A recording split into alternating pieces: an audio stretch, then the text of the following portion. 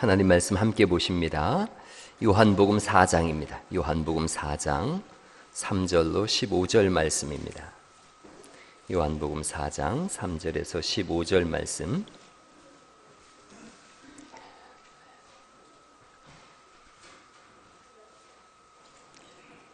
요한복음 4장 3절로 15절 말씀 저하고 한 절씩 교독하십니다. 유대를 떠나사 다시 갈릴리로 가실새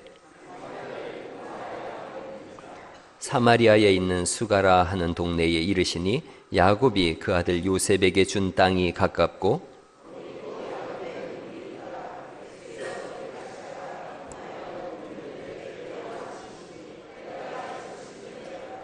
사마리아 여자 한 사람이 물을 기르러 왔음에 예수께서 물을 좀 달라 하시니 사마리아 여자가 이르되 당신은 유대인으로서 어찌하여 사마리아 여자인 나에게 물을 달라 하나이까 하니 이는 유대인이 사마리아인과 상종하지 아니함이로라.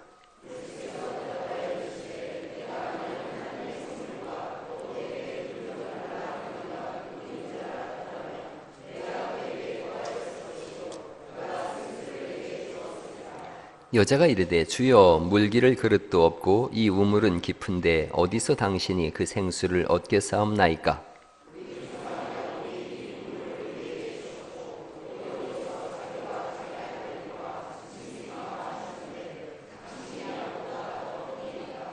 예수께서 대답하여 이르시되 이 물을 마시는 자마다 다시 목마르려니와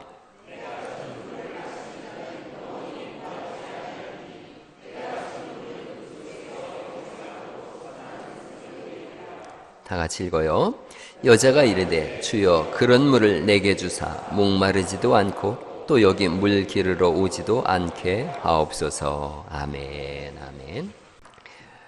오늘 우리가 읽은 이 말씀은 많이 듣던 말씀이죠. 많이 듣던 말씀이지만 생각보다 훨씬 복잡합니다. 그래서 이해하기 어려운 장면들이 나오는데 이거 사마리아 여인을 만난 이 사건 쉬운 것 같지만 한번 이 복잡한 구조 속에서 하나님이 우리를 향해서 무엇을 말씀하고 계신지를 그렇게 듣고 또 새로워지는 귀한 날 될 수 있기를 간절히 바랍니다.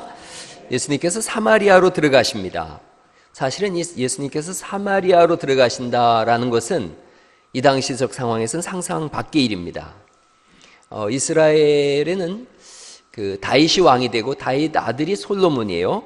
솔로몬이 죽었어요. 그러자 그 아들이 르호보암인데 르호보암이 왕이 되면서 폭정을 하겠다라고 선언을 하는 바보 같은 왕이에요. 그렇게 함으로 인해서 나라가 두 쪽이 납니다. 그래서 12지파 중에서 이렇게 보시면 10지파가 여로보암을 왕으로다가 세웁니다. 그렇게 돼서 북쪽 이스라엘은 10지파가 되어지고 남쪽 유다는 2지파가 되어집니다. 그래서 솔로몬의 아들이 르호보암인데 르호보암이 남쪽 유다의 왕이 되어지고 북쪽은 여로보암이라고 하는 사람을 왕으로 세워서 나라가 두 쪽이 되어졌어요. 자, 그런 가운데 저 북쪽에 이스라엘의 북이스라엘의 그 아하방의 아버지 이름이 오므리예요. 한번 해보세요. 오므리. 예, 오므리라는 사람이 세멜이라고 하는 사람한테 땅을 사요. 그 땅을 사서 거기를 수도로 삼습니다. 그래서 세멜의 땅을 샀다. 그래서 그 세멜의 이름을 따서 사마리아라고 하는 이름을 짓게 되어집니다. 그렇게 됨으로 인해서 그때부터 북쪽 이스라엘의 수도가 사마리아가 되어지고 그래서 사마리아 그러면 북쪽 이스라엘 이렇게 가리키는 말이 되어졌어요.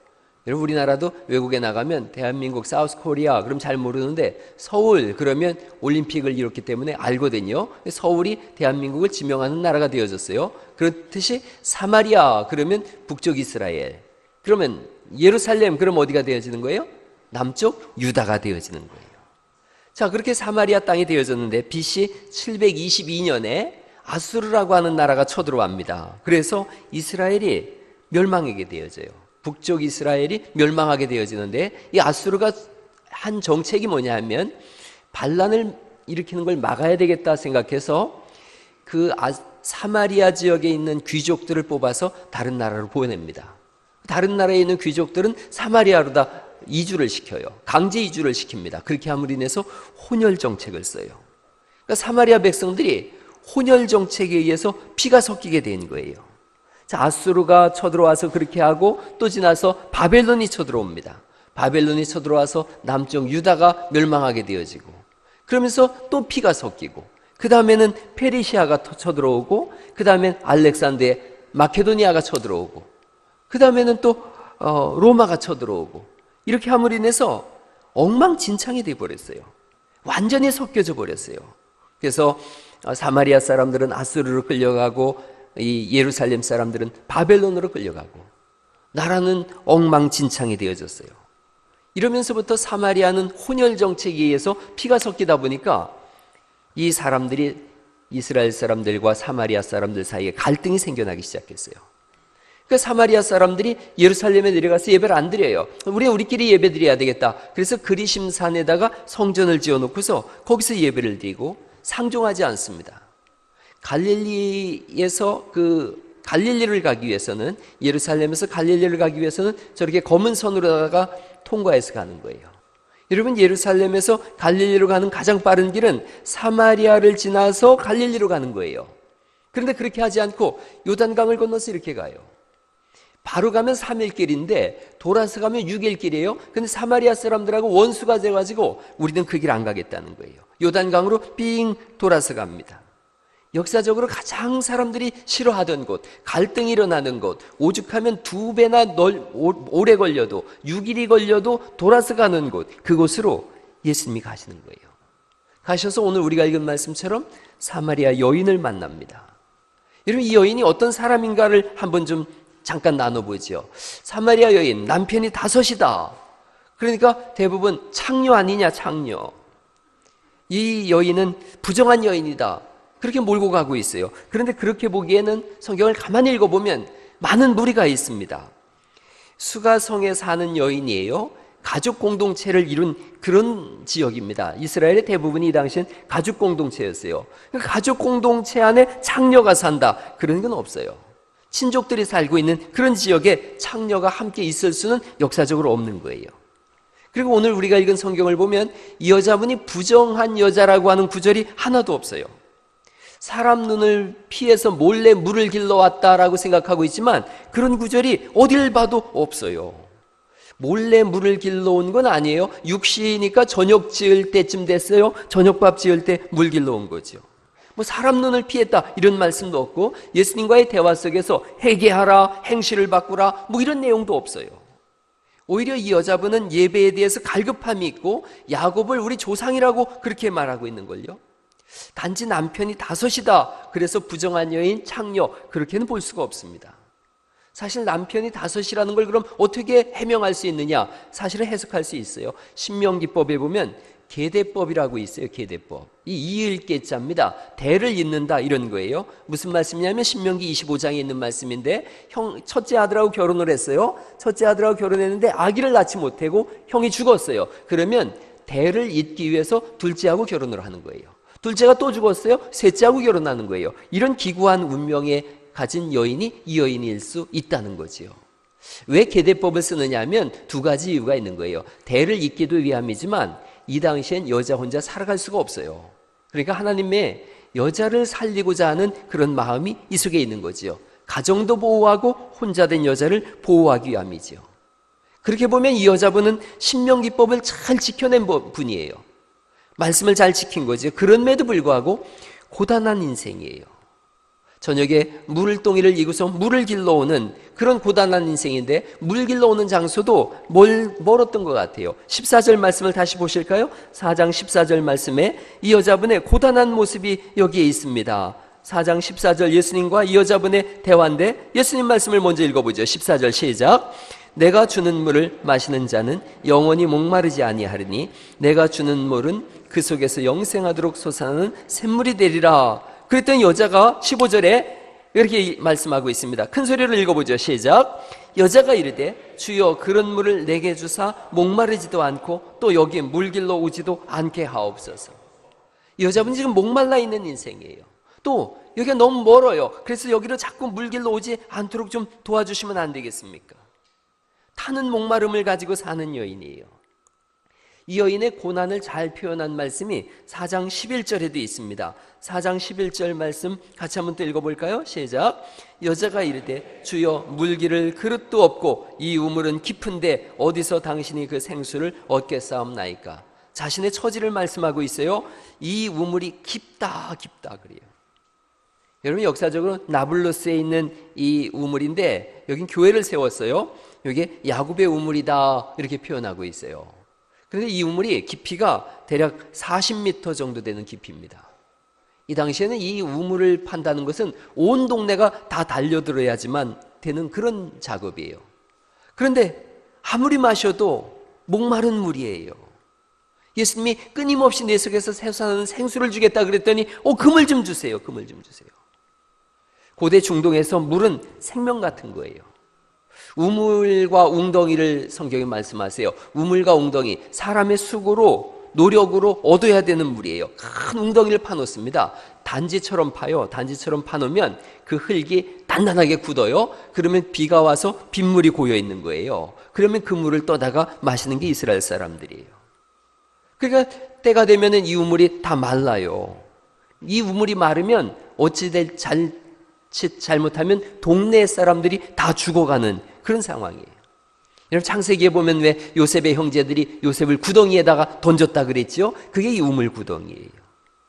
고생의 우물이에요. 고난의 우물이에요. 근데 그 우물가에서 예수님 말씀하는 거예요. 영원히 목마르지 않는 샘물을 내가 주겠다. 예수님은 영원히 솟아나는 샘물 같으신 분인 줄 믿으시기 바랍니다. 우리의 인생의 갈증을 해결하실 수 있는 분은 예수님밖에 없는 거예요. 이 여자분이 그걸 알고 있고요. 그걸 기다리고 있어요. 25절 말씀 보시겠어요? 25절 말씀 오늘 읽진 않았지만 25절 말씀 같이 읽어보죠. 시작. 여자가 이르되 메시아 곧 그리스도라 하는 이가 오실 줄을 내가 아노니 그가 오시면 모든 것을 우리에게 알려주시리이다. 이렇게 말씀하세요. 예수님이 오시면 다 알려주십니다. 예수님이 인생의 해답인 줄 믿으시기 바랍니다. 옆에 주무시는 분을 향해서 예수님이 해답입니다 한번 깨워주세요. 제가 이해가 안 가는 부분이 있다 그랬잖아요. 설교 시작한 지 5분 만에 졸면 어떡하잔 말이에요. 눈을 크게 뜨시고 할렐루야. 또 어떤 분이 목사님 저는 원래 눈이 작아요. 다음 주엔 눈을 감았을 때 이렇게 눈동자를 그려가지고 오셔서 나를 시험 들지 않게 해주세요. 자녀들한테 뭐라고 하지 마세요. 공부 못하는 건 다 내 탓이다 그러세요. 어떻게 설교 5분 만에 내가 졸 수가 있어? 사람도 아니야. 그렇게 얘기하세요. 여러분, 이 여자분이 알고 있는 거예요. 예수님만이 인생의 해답이다. 어떻게 행할 것인가? 예수님이 답이에요. 예수님 25절 다시 보시겠어요? 25절에 예수님이 오시면 우리에게 모든 것을 알려주실 겁니다. 26절에 예수님 말씀하시죠. 읽어보시죠. 시작. 예수께서 이르시되 내게 말하는 내가 그라 하시니라. 할렐루야. 예수님이 그분이신 줄 믿습니다. 예수님이 해답이신 거예요. 이 여자분이 예수님을 만났어요. 그러자 28절에 이렇게 말하죠. 28절 말씀 읽어보시죠. 시작. 여자가 물동이를 버려두고 동네로 들어가서 사람들에게 이르되 그렇게 말씀하고 있어요. 물동이 자기 인생의 수고와 고난에 물동이를 던져놓고 동네로 뛰어들어가요. 그리고 이 사람이 간증하기 시작합니다. 29절 말씀이죠. 내가 행한 모든 일을 내게 말한 사람을 와서 보라. 이는 그리스도가 아니냐 하니 그렇게 말씀하고 있어요. 내가 행한 모든 일, 내가 믿음으로 살려고 하고 내가 율법을 지키고 계대법을 지키고 그리고 예배하는 처수를 찾았던 내가 행한 모든 것을 아시는 분을 만났다. 여러분, 이 여자분은 동네 사람들한테도 신뢰가 있는 분이에요. 사람들이 이 여자분이 한 말을 듣습니다. 그리고 여자분이 내가 메시아를 만났다 그랬더니 사람들이 달려나오기 시작합니다. 달려나와서 하는 말이 39절 말씀이에요. 39절 말씀 같이 한번 읽어볼까요? 시작. 여자의 말이 내가 행한 모든 것을 그가 내게 말하였다 증언하므로 그 동네 중에 많은 사마리아인이 예수를 믿는지라 그렇게 말씀하고 있어요. 예수님을 믿는다 그러고 말씀하고 있고 이분들이 와서 고백하는 거예요. 우리가 이 여자분의 말을 듣고 왔지만 이제는 우리 믿음으로 여기에 달려나왔다. 그렇게 42절 말씀인데 42절 말씀 읽어볼까요? 또 시작. 그 여자에게 말하되 이제 우리가 믿는 것은 네 말로 인함이 아니니 이는 우리가 친히 듣고 그가 참으로 세상의 구주신 줄 알미라 하였더라. 이렇게 고백하고 있어요. 이 여자분의 신뢰성이 있는 거예요. 내가 메시아 만났다, 만약 창렬하면 아이고 저거 또 헛소리하네 이럴 텐데, 이 여자분이 신뢰가 있어요. 믿음으로 사는 사람인 걸 알고 있어요. 그러자 달려나와서 그가 한 말을 확인하고 있는 거예요. 오늘 제가 드리려고 하는 말씀은 이 여자분에 관한 얘기가 아니에요. 이 여자분이 주목하고 있는, 그리고 동네 사람들이 주목하고 있는, 성경이 주목하고 있는 예수님이에요. 예수님을 한번 생각해 보는 거예요. 예수님이 사마리아 땅에 들어가는 데는 계획이 있었어요. 계획이. 다시 한번 보실까요? 4장 4절입니다. 요한복음 4장 4절 말씀 읽어보시죠. 시작. 사마리아를 통과하여야 하겠는지라. 앞에 보세요. 사마리아를 통과하여야 하겠는지라 이렇게 되어 있어요. 제가 굳이 영어를 한번 써봤어요. Now, 지금 he had to go through Samaria 이렇게 되어 있어요. 그는 사마리아를 통과해서 가야 되겠다 이 말씀을 하고 계세요. 예수님이 사마리아를 통과해서 가겠다 그러는데 제가 노란 글자로다가 이렇게 써놨는데 학생들은 금방 알죠. have to예요. had to. had to는 한번 넘겨보세요. 이런 거예요. 뭐 해야 된다라는 거예요. 아주 추억 같은 얘기죠. 아주 오래전에 읽어봤죠. 뭐 해야 한다. 의무와 필요를 말하고 있어요. 머스트로 바꿔 쓸 수 있다. 그렇게 귀에 딱지가 않도록 외운 적이 있었지요. 그러니까 예수님께서는 내가 그 사마리아로 가는 데 있어서 굳이 영어 성경에 had to를 썼어요. 이것은 예수님의 의지가 이 속에 들어가 있는 거예요. 내가 사마리아로 가는 것이 내 의무이자 필요다 이렇게 말씀하세요. 다 사마리아를 피해서 가는데 예수님은 굳이 사마리아로 가시겠다는 거예요. 거기로 가야 되는 이유가 있다는 거예요. 내가 계획이 있다는 거예요. 내 필요가 있다는 거예요. 왜 사마리아로 들어가시는 거예요? 이 여인을 만나기 위함이에요. 여기에 복음의 핵심이 있어요. 예수님은 우리를 만나기 위해서 이 땅에 오신 분인 줄 믿으시기 바랍니다. 죄와 허물로 죽은 우리라고 성경이 말씀하세요. 그런 우리를 주님이 찾아오신다는 거예요. 여러분, 우리의 상태가 어땠느냐 하면 에베소서 2장 12절 말씀에 우리의 상태에 대해서 이렇게 말씀하고 있어요. 에베소서 2장 12절 말씀을 같이 한번 읽어보시죠. 시작. 그때의 너희는 그리스도 밖에 있었고 이스라엘 나라 밖의 사람이라 약속의 언약들에 대하여 외인이요 세상에서 소망이 없고 하나님도 없는 자이더니, 그게 우리의 모습이에요. 그런데 예수님이 오셨어요. 17절 읽어보시죠. 시작. 또 오셔서 먼 데 있는 너희에게 평안을 전하고 가까운 데 있는 자들에게 평안을 전하셨으니. 예수님 오셨다 말씀하세요. 오셨다. 예수님의 오심은 창세기부터 이미 예견된 거예요. 아담과 하와가 범죄했어요. 선악과를 따먹고 범죄해서 나무 사이에 숨었어요. 범죄하면 숨어요. 죄를 범한 인생은 숨어 다닙니다. 그런데 그들이 하나님이 찾아오세요. 창세기 3장 8절에 있는 말씀인데 또 한번 보시겠어요? 창세기 3장 8절 제가 읽어볼게요. 그들이 날이 서늘할 때에 동산에 거니시는 여호와 하나님의 음성을 듣고 아담과 그 아내가 어떻게 했다는 거예요? 여호와 하나님의 낯을 피하여 동산나무 사이에 어떻게 해요? 숨은지라. 그 문제는 거기서 끝나지 않아요. 여호와 하나님이 아담을 부르시며 그에게 이르시되 네가 어디 있느냐 찾아오시는 거예요. 옆 사람한테 알려주세요. 하나님은 찾아오시는 분이십니다. 예, 졸고 있는 지금도 찾아오시는 줄 믿습니다. 아주 일관성을 가지고 조는 분들이 계셔서 제가, 사람이 이런 일관성도 있어야죠. 주님은 찾아오시는 분인 줄 믿으시기 바랍니다. 네가 어디 있느냐 찾아오시는 거예요. 왜 찾아오셨는가는 고린도전서 1장 9절에 말씀하세요. 고린도전서 1장 9절을 같이 한번 읽어볼까요? 시작. 너희를 불러 그의 아들 예수 그리스도 우리 주로 더불어 교제케 하시는 하나님은 미쁘시다. 우리를 찾아오신 이유는, 우리를 부르신 이유는 우리와 교제하기 위함이며, 그렇게 부르시는 하나님은 믿을 수 있는 미쁘신 분인 줄 믿으시기 바랍니다. 찾아오시고 부르시고 교제하시자고 하셔요. 성경이 어떻게 전개될지를 미리 말씀하고 있는 거예요. 창세기부터 말씀하고 있는 거예요. 이걸 점진적 계시라 그래요. 점진적 계시. 한번 해보시죠. 시작. 점진적 계시. 창세기에서 하나님이 찾아오셨어요. 그것이 점진적으로 우리에게 드러나고 있는 거예요. 하나님은 끝내 찾아오시는 분이시다. 그것을 선지자들을 보내서 말씀하고 계시고, 예수님이 이 땅에 오셔서 말씀하고 계시고, 성령을 보내서 말씀하시고, 오늘 이 시간에도 우리에게 말씀하고 계신 줄 믿으시기 바랍니다. 한번 옆 사람한테 인사하세요. 다시 한번. 하나님은 찾아오시는 분이십니다. 찾아오시는 하나님. 수가성 여인을 찾아오세요. 아담과 하와를 찾아오세요. 여러분, 우상을 만드는 집 아들이었는데 75된 노인이었는데 자식이 없었는데 하나님이 찾아오세요. 오셔서 너 믿음의 조상 되게 하겠다. 그렇게 아브라함을 부르시고 끝낸 그 일을 이루신 줄 믿습니다. 소망 없는 노인, 80된 노인, 양치는 노인, 처가살이하는 노인, 그리고 이집트에서 살인한 노인, 누구예요? 모세예요. 그를 찾아오세요. 너를 이 시대의 민족의 지도자로 삼고 출애굽의 역사를 쓰겠다. 찾아오세요. 그리고 그 일을 이루세요. 어부예요. 고기 잡는 사람이에요. 그냥 오늘 잡아서 내일 오늘 하루 살고 내일 또 잡아먹지 그러던 사람이에요. 찾아오세요. 사람 낚는 어부가 되게 하겠다. 누굴 찾아오세요? 베드로를 찾아오세요. 주먹을 불끈 쥐고서 내 주먹을 믿어라 외치던 사람들이 있었는데 그를 찾아오세요. 그래서 오늘 여기 앉아있게 하신 하나님인 줄 믿으시기 바랍니다. 찾아오신 분이 오실 때 예수님께서 사람의 몸을 입고 오세요. 육신을 입고 오세요. 그래서 4장 6절에는 이런 표현이 있는 거예요. 4장 6절 말씀 읽어보시죠. 시작. 거기 또 야곱의 우물이 있더라. 예수께서 길 가시다가 피곤하여 우물 곁에 그대로 앉으시니 때가 6시쯤 되었더라. 피곤하여 그대로 앉으셨다 그러세요. 사람을 구원하기 위해서 오셨기 때문에 사람의 몸을 입고 오신 거예요. 흉내만 내신 것이 아니에요. 철저히 사람이 되셨어요.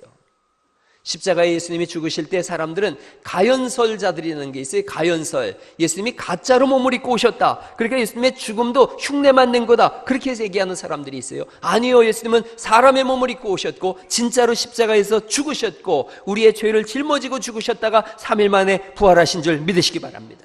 그로 인하여 우리는 구원을 얻은 백성이 되어졌고 하나님 나라를 유업으로 물려받았어요. 우리 인생이 가만히 보면 따분한 인생이에요. 매일 물을 먹어야 하는 목마른 인생이에요. 갈급하고 갈증나는 인생이에요. 그런 우리에게 찾아오셨어요. 그래서 우리로 인하여 새로운 역사를 써나갈 수 있도록 길을 열어주신 줄 믿으시기 바랍니다. 새로운 생명과 새로운 삶을 주신 거예요. 결코 따분하지 않은 그런 인생을 허락하신 거예요. 지구촌의 모든 사람을 구원하는 사명을 우리에게 허락하셨어요. 삼위일체 하나님과 동행하는 흥미진진한 삶을 우리에게 펼쳐놓으신 줄 믿으시기 바랍니다. 이 여인의 일상을 보면 우리의 일상과 별반 다를 바가 없어요. 매일 물들어 와야 돼요. 매일 물들어 오는 인생, 매일 되풀이되는 인생, 이게 우리 인생이에요. 똑같아요. 1년 365일이 거의 비슷해요. 그 속에서 세월은 가고 나이는 들어요. 몸은 약해지고 특별한 일은 일어나지 않아요. 다람쥐 쳇바퀴 돌듯이 도는 인생이에요. 돌다 보니까 나이도 들고 몸도 약해졌어요. 그렇게 허무하고 헛되고 어느 날인가는 아침 이슬 같고 안개처럼 사라질 수밖에 없는 인생, 그게 우리 인생이에요. 이 여인과 똑같은 다를 바 없는 인생이에요. 그런데 주님이 찾아오세요. 주님을 만나자 인생의 고단한 물동이를 버려두고 마을로 달려가는 거예요. 모든 사람을 다 데리고 나와서 예수님을 만나게 하는 거예요. 인생의 새로운 전환점은 예수님을 만날 때 가능한 줄 믿습니다. 예수님이 인생의 새로운 전환점을 주시는 거예요. 어떻게 살아야 하는지를 비로소 알려주는 것, 알게 되는 것, 예수님이에요. 제가 어떤 분이 저한테 보내준 영상이 하나 있어서 가만히 봤어요. 한 남자분이 미국에서 사는 남자분이 해변에서 복음을 전하는 거예요. 근데 복음을 듣는 사람들이 깡패들이에요.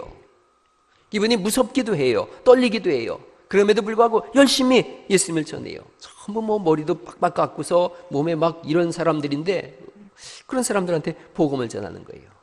그 남자분이 한 사람한테 붙잡고서 복음을 전해요. 당신은 3개의 질문을 내가 할 테니까 그 질문을 내가 하는 질문을 들으면 내가 20불을 당신한테 그 시간을 썼으니까 드리겠습니다. 그래 좋다. 20불 내가 받을게. 얘기해봐라. 이분이 얘기를 하는 거예요. 3가지 질문을 제가 해보겠습니다. 당신은 선한 사람입니까? 그랬더니 이분이 가끔 그러는 거예요. 가끔 선하기도 해. 또 그러나 나는 본래 악한 놈이야. 자기 입으로 얘기를 해요. 그 이분이 10계명 알죠? 10계명. 그랬더니 10계명 들어봤다는 거죠. 10계명은 사실은 2돌판이에요. 이렇게 새긴 돌판인데 뭐 한쪽에 5개, 한쪽에 5개 이렇게 써지질 않고 앞에 5개, 뒤에 5개 쓰고 똑같은 걸 하나님이 2개 주셨어요. 이 2개 주신 이유는 그 당시에 증인은 2명이야 됐어요. 그러니까 하나님께서 그런 것을 증언과 삼기 위해서 10계명도 2개로 주신 것이죠. 자, 10계명에 대해서 내가 한번 물어보겠습니다. 몇 가지 질문을 해볼게요. 그리고 이제 얘기하는 거예요. 거짓말 해보신 적 있어요? 이분이 뭐라 그래요?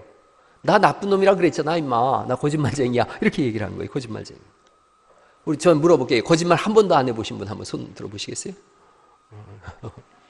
우리가 거짓말 할 때 피노키오처럼 코가 늘어난다면 어디까지 갈 것 같습니까? 네. 피노키오처럼 이렇게 코가 이렇게 쭉 거짓말 할 때마다 늘어난다면 아마 여기서 익산역이요? 되게 착하게 사셨군요. 거의 서울까지 가지 않았을까 생각해봐요. 거짓말 해보셨나요? 예, 나 거짓말쟁이야. 그런 거예요. 물었어요. 또 물건 훔쳐본 적 있어요? 나 나쁜 놈이라 그랬잖아. 그러는 거 나쁜 놈이라고. 어떤 분이 써놨더라고. 우리 집에는 세배갈 것이 전혀 없으니 옆집을 이용하시면 감사하겠습니다. 진장 이렇게 도둑놈께 썼더라고요. 나 도둑놈이야. 나 나쁜 놈이야. 그러는 거예요. 또 물었어요. 마음의 음욕을 품은 적이 있나요? 그러면 마음의 음욕만 품어도 다른 간음했다라고 주님 말씀하는데요. 그랬더니 옆에 있던 다른 건달이 끼어드는 거예요. 성경에 그런 얘기 없어. 그러는 거예요. 그 이분이 아니 성경에 있어요. 제가 십계명을 찾아드려 볼까요? 십계명 출애굽기 20장에 있습니다. 제가 찾아드려 볼까요? 그랬는데 없다니까 이러는데 그 마저 듣던 사람이 야, 그 사람 얘기 듣지 말고 나한테 빨리 집중해. 그러는 거예요. 그러니까 듣던 깡패가 계속 얘기하라 그러니까 또 거기다 보고 또 얘기하는 거예요. 음욕을 품어본 적 있나요? 늘상 품지. 그러는 거예요.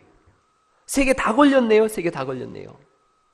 이제 그 다음에 묻는 거예요. 십계명에 따르면 당신은 유죄입니까? 무죄입니까? 뭐라 그러겠어요?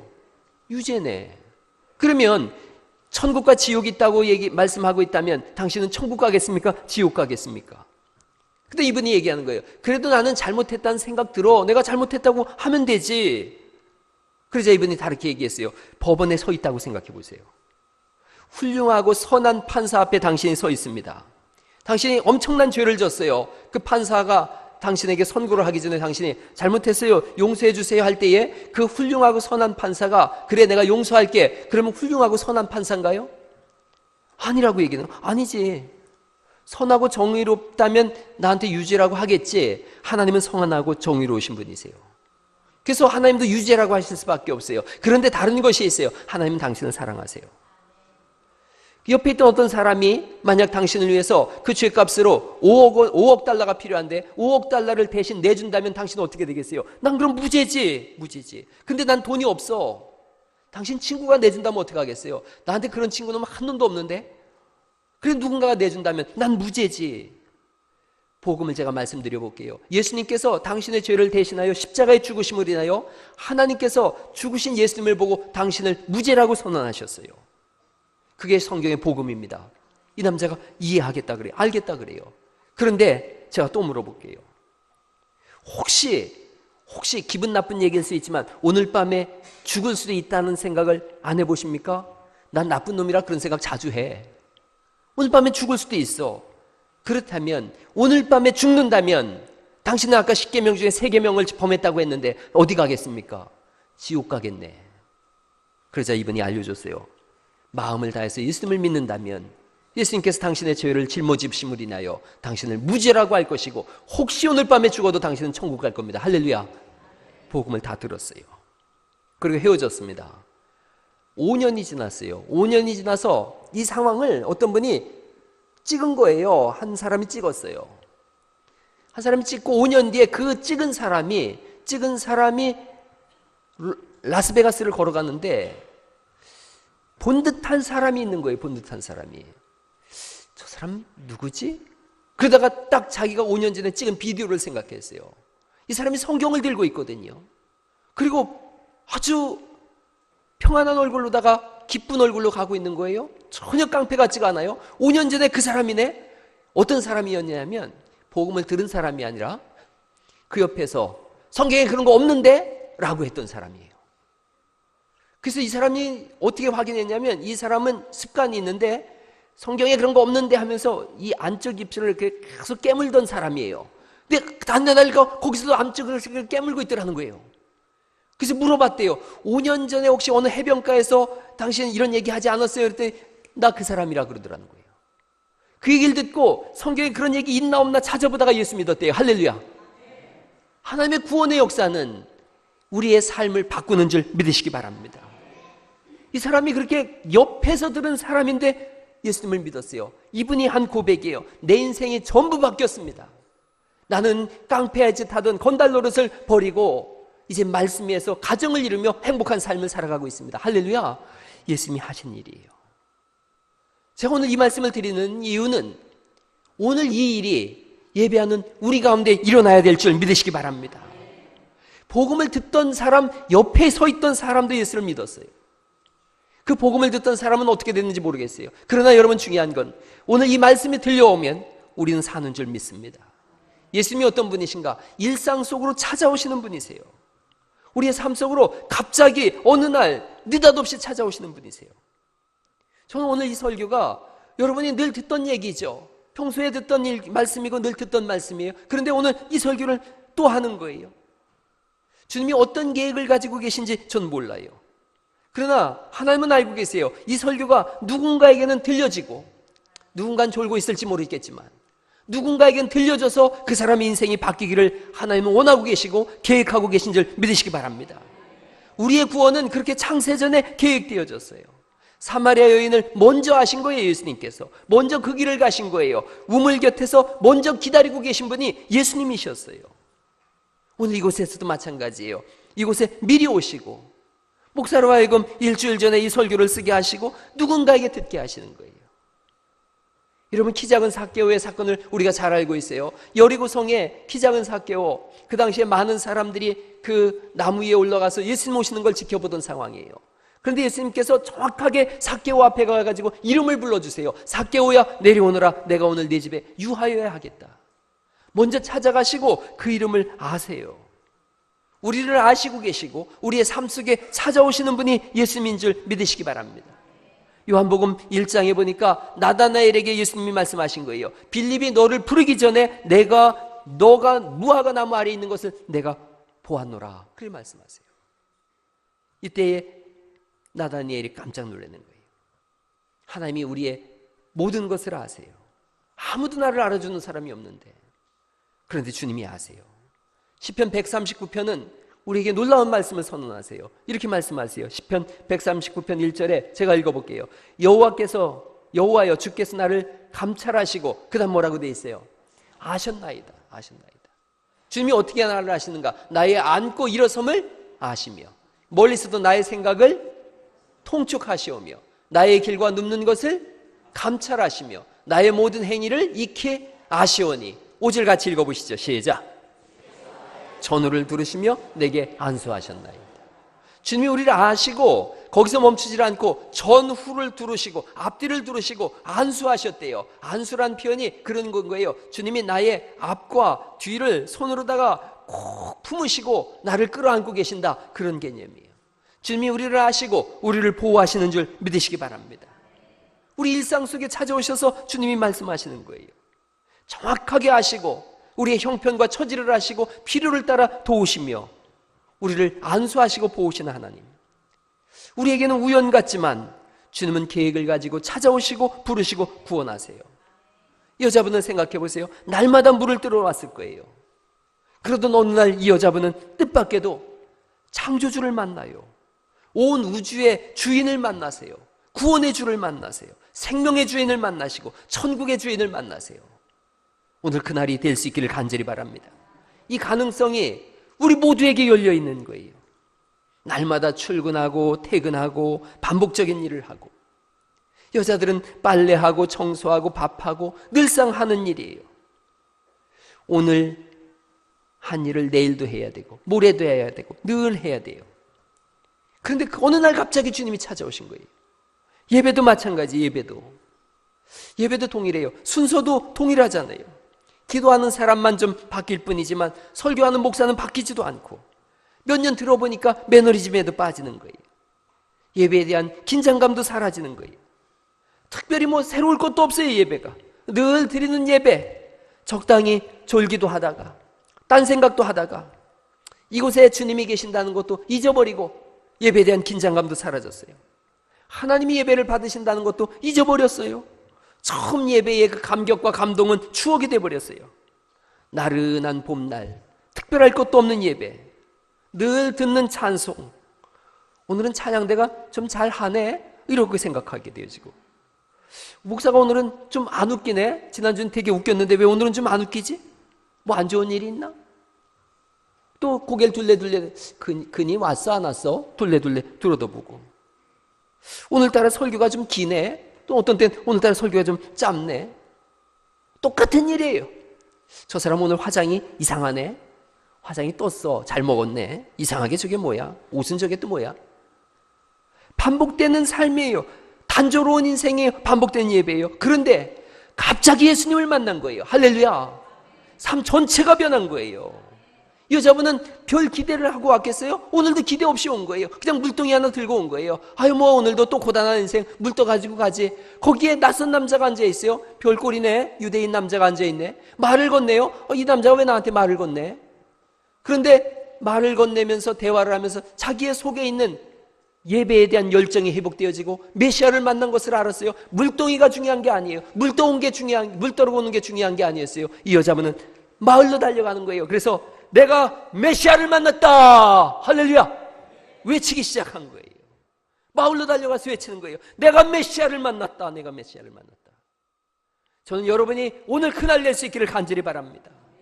곁에서 듣던 깡패가 예수님을 만나고 지옥이 떠나가고 천국이 오듯이 남편 5이나 둔 지리한 삶을 살던 여인이 진짜 신랑이신 우리 구주 예수님을 만나듯이 할렐루야. 아브라함이 모세가 아니 베드로가 바울이 예수님을 만나듯이 매일의 삶 속에서 피곤하고 지루하고 의욕 없고 세상을 향하던 우리의 발걸음이었는데 예수님이 갑자기 찾아오신 거예요. 갑자기. 그러자 인생이 다 바뀌어지기 시작했어요. 기독교는 진짜로 예수님을 만나는 것인 줄 믿으시기 바랍니다. 진짜로 만나는 거예요.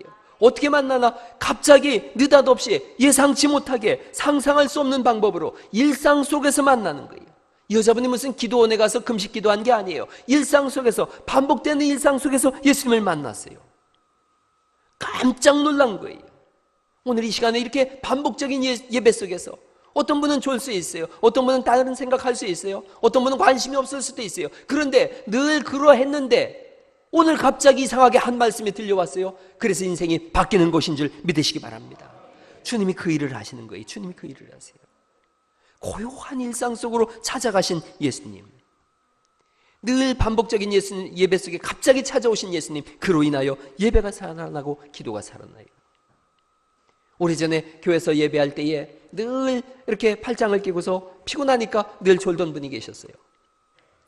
제 마음속에도 그분이 이렇게 보면은 늘 조는 분들은 이 기둥과 기둥 사이에 이렇게 목사가 보일 듯 안 보일 듯, 가까이 하기엔 너무 먼 당신, 그리고 또 너무 멀리 하기에는 또 왠지 서운한 당신, 그래서 그렇게 중간쯤에 이렇게 잘 이렇게 있어요. 그리고 졸 듯 안 졸 듯 하다가 갑자기 졸리면 이렇게 하면 깜짝 놀라면은 아멘 하는 듯이 이렇게 하는 분들이 있어요. 이렇게는 잘 안 하세요. 고수는 이렇게 졸고 하수는 이렇게 졸아요. 이분은 항상 이렇게 고수답게 이렇게 졸고 계셨어요. 그래서 저분은 언제 예수님 믿고 거듭날려나 그랬어요. 똑같은 예배예요. 늘 반복적인 예배예요. 제 설교가 항상 길잖아요. 한 40분 정도, 30-40분 되어지죠. 늘 길죠. 늘 긴데 늘 반복적인 설교니까요. 그분은 딱 예배 시작하면 주여 오늘도 사랑하는 자에게 잠을 주시나니 저를 어찌 이리 사랑하십니까? 그러고 그냥 주무세요. 그런데 어느 날 그분이 안 자더라고요. 그래서 제가 당황했어요. 늘 주무시던 분이 안 자면 제가 당황합니다. 이분이 깨어서 예배를 하는 거예요. 예배 끝났어요. 끝나고 축도했어요. 찬양대가 이렇게 이루어지죠. 그때는 오케스트라가 연주를 했는데 이분이 다들 이제 거의 끝날 때쯤 되면 막 빠져나가고 이렇게 하는데 끝까지 서 있는 거예요. 끝까지 서 있으면서 이러고 있어요. 여러분 그렇게 만나는 거예요. 주님. 일상 속에 어느 날 갑자기 만난 거예요.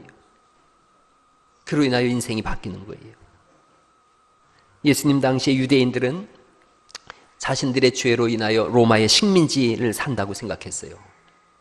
그래서 이들은 늘 그렇게 기도했어요. 하나님, 하늘을 찢고 내려오셔서 우리를 구원해 주세요. 우리가 잘못했습니다. 하늘을 찢고 강림해 주세요. 그런데 어느 날 요단강에서 늘 일어나는 반복적인 일이 일어났어요. 요단강은 사람들이 세례받는 곳이에요. 세례를 사람들이 받아요. 늘 받는 곳이에요. 어느 날 그날도 세례를 받는 사람이 있어요. 그런데 그 세례자는 세례 요한이에요.